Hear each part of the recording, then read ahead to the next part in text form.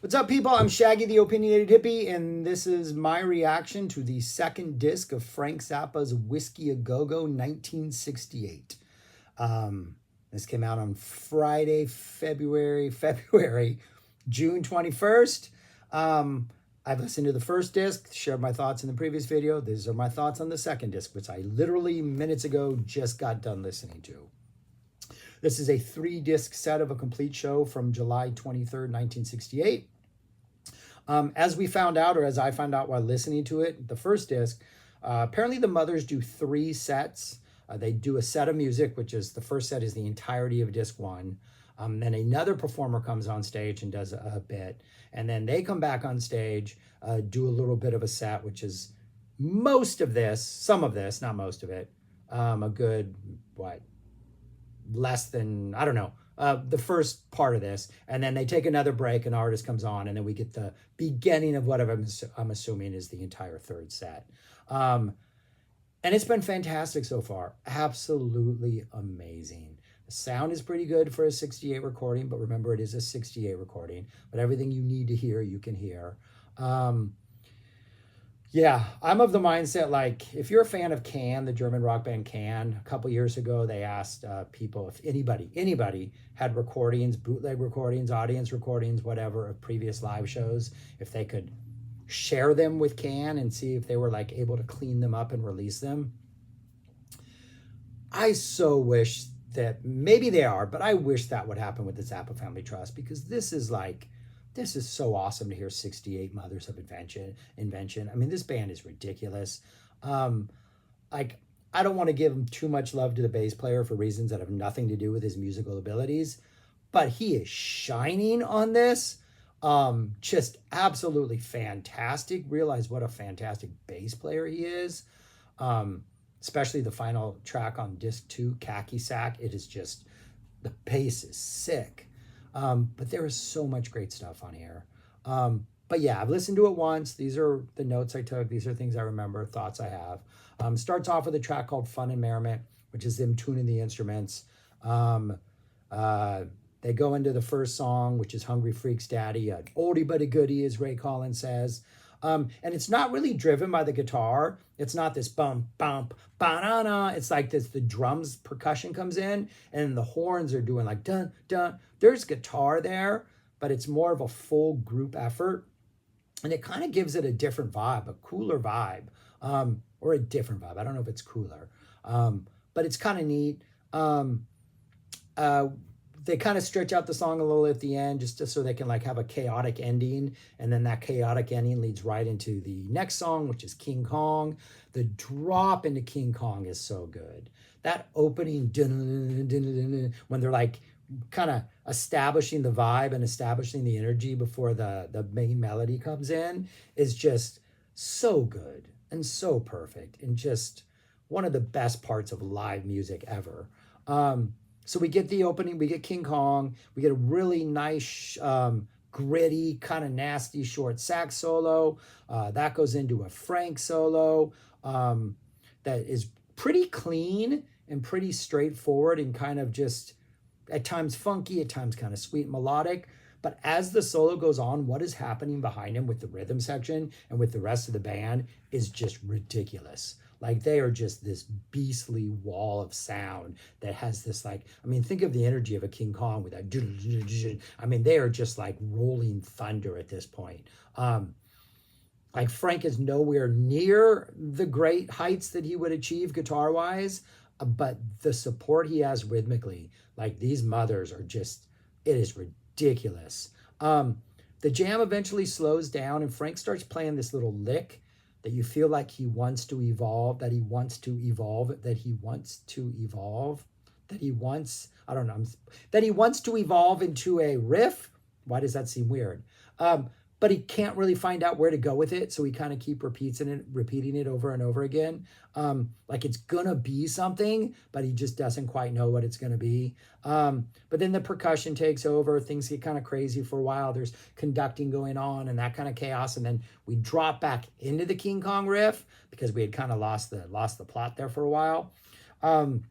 Frank's playing on guitar. He's kind of again playing the same like licks over and over and over again, almost like he's looking for something and hasn't quite found it, and the band's just kind of following in behind him, waiting to go somewhere.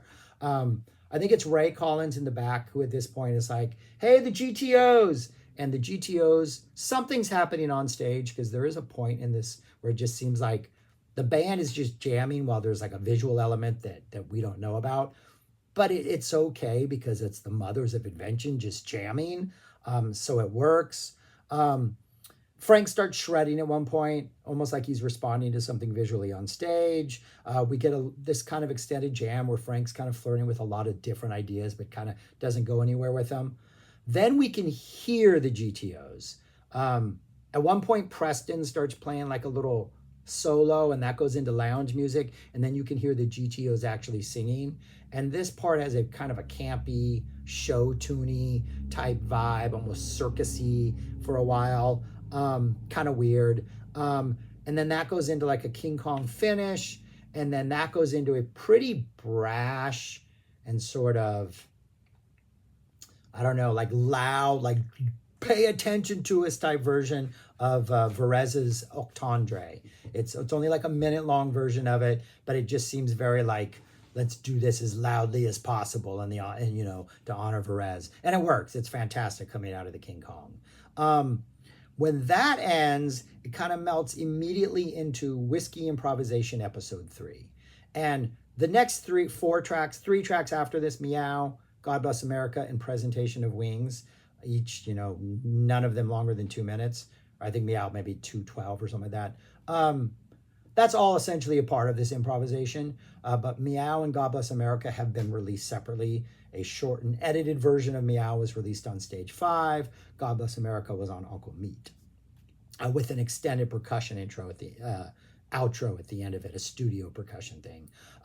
So this Whiskey improvisation, the beginning of it sounds like an improvisation, percussion heavy, inspired by Varèse. Very just brash and like fragmented and very aggressive and in your face. That eventually goes into like some more Preston lounge music.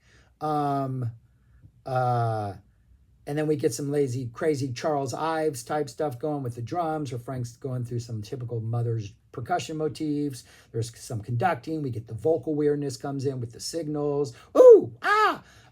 With that is what part of Meow is part of Frank conducting the band, and you get the weird vocal noises as he's doing like, essentially the secret word jam or whatever it is.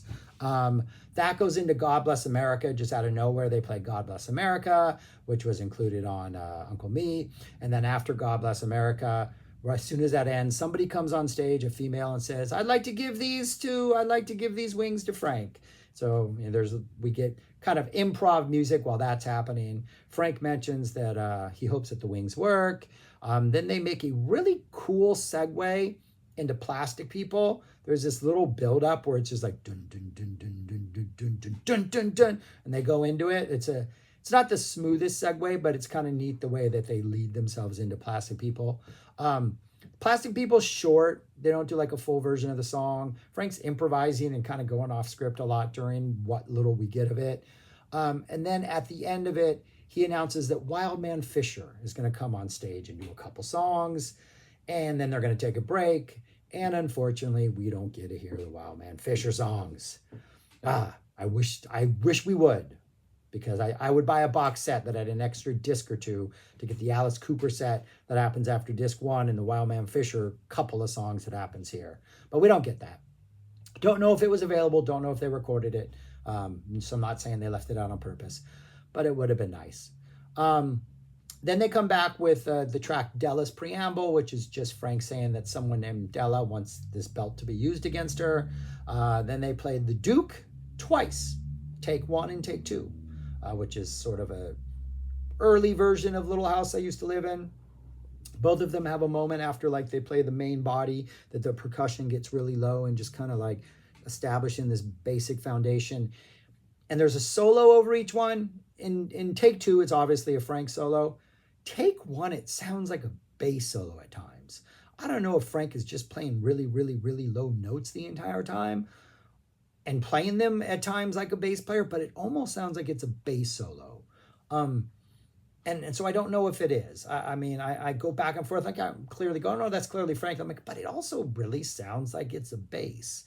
So maybe that's why they did it twice. One to get a bass solo recorded, one to get a guitar solo. Um, it is interesting. Frank did mention early in the show on disc one that they were recording it, that he might play stuff twice to have a good recording. And so for the Duke, they play it twice. Maybe Frank heard wrong notes the first time, but they don't finish it. So they don't finish like the ending, the sort of, the tail of it, which they do in the first one. In the second one, they play the head again. Frank does his solo, but then instead of concluding the song the second time, they go into Khaki Sack, an instrumental that the Mothers played that we didn't have a name for until 2 releases ago, Funky Nothingness, when a studio version of Khaki Sack was released. This is a slightly different arrangement. There's like an intro section that isn't on the studio version.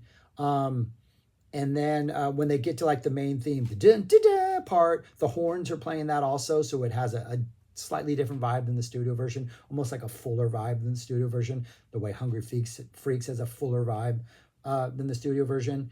And then we get a bunch of solos. We get a sax solo, a Preston solo, a sax solo, a Frank solo.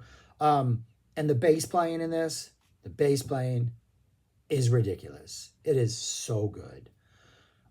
But yeah, the solo by Frank is so good. He's tasty. He's in the pocket. He's just riding with the group. It is just, this is a fantastic release. 2 discs in.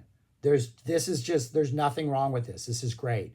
If you're on the fence on whether or not you should get this, you should get this. Like it is live music at its best. And it's not even that Frank is carrying it. It's like he's carrying it because he wrote all these songs. He's making these choices. But the band sounds so good. Like, and Ray Collins doesn't even really get a chance to shine on this disc at all. Disc 1, Ray Collins is hitting it out of the ballpark. This one, bass player is kind of hitting it out of the ballpark. But yeah, it's really good. I recommend it. All right, those are my thoughts on this. Subscribe, like, share, comment, do all those things. And if you're on the fence on whether to get this, I say, yeah, you should probably get this. It's really good. Peace. Talk to you later.